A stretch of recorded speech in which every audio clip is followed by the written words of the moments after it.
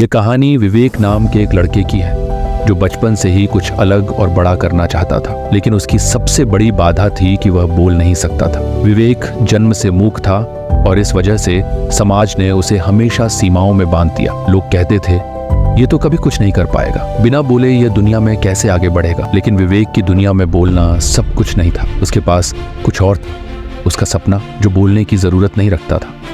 उसे कला से गहरा लगाव था। बचपन से ही वह पेंसिल और कागज लेकर चित्र बनाने में जुट जाता। उसकी कला में कुछ खास बात थी जो शब्दों से ज्यादा जोर से बोलती थी। जब वह कुछ भी महसूस करता तो उसे अपने चित्रों के जरिए व्यक्त करता था। विवेक का परिवार साधारण था और वे उसकी कला को ज्यादा महत्व नहीं देते थे। वे कहते, तू यह चित्रकारी छोड़ और किसी काम में लग जिससे पैसे कमाए जा सके। लेकिन विवेक ने अपने सपने का पीछा करना नहीं छोड़ा।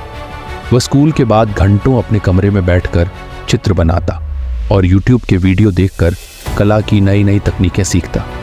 वह अपनी भावनाओं को रंगों में ढालता और अपनी कल्पनाओं को कागज पर उतारता।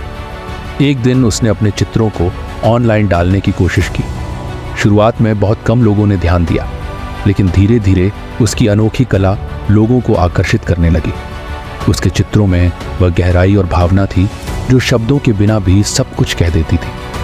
कुछ समय बाद एक प्रसिद्ध आर्ट गैलरी ने उसके काम को देखा और उसे अपने चित्र प्रदर्शित करने का मौका दिया। ये उसके जीवन का टर्निंग पॉइंट था। विवेक के चित्रों ने दुनिया भर में पहचान बनानी शुरू कर दी। वह भले ही मूक था, लेकिन उसकी कला ने उसकी आवाज़ बनकर पूरी दुनिया में गूंज मचाई। उसकी कला अब सिर्फ एक शौक नहीं रही, बल्कि एक प्रेरणा बन गई उन सभी के लिए जो समाज की बनाई सीमाओं में बंधे होते हैं।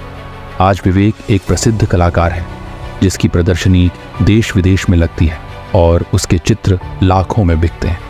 विवेक की कहानी हमें यह सिखाती है कि हमारी शारीरिक सीमाएं या समाज की धारणाएं हमारे सपनों को नहीं रोक सकती। अगर हमारे अंदर कुछ कर दिखाने का जुनून है तो दुनिया की कोई भी चुनौती हमें आगे बढ़ने से नहीं रोक सकती। आपकी असली आवाज़ आपके काम में होती है और अगर आपका काम बोलता है तो दुनिया सुनने को मजबूर हो जाती है।